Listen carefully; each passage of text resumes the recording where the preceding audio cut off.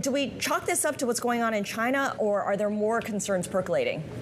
Yeah, it's simply a case of learning definitively from the executives, whether it's Tim Cook or outgoing CFO Luca Maestri, whether iPhone grew in China. So the summary is really simple. Apple grew in every market around the world overall, apart from in Greater China, and iPhone revenue beat expectations. The piece missing is how did iPhone do in China specifically? And I think, Scarlett, you and I talked about this a bit this week, right? There is third-party data that we treat with caution that would suggest that the consumer in China bought the iPhone 16 in anticipation of Apple Intelligence, the AI tech, being released at a later date, even though it's not available there now because the regulator doesn't permit it.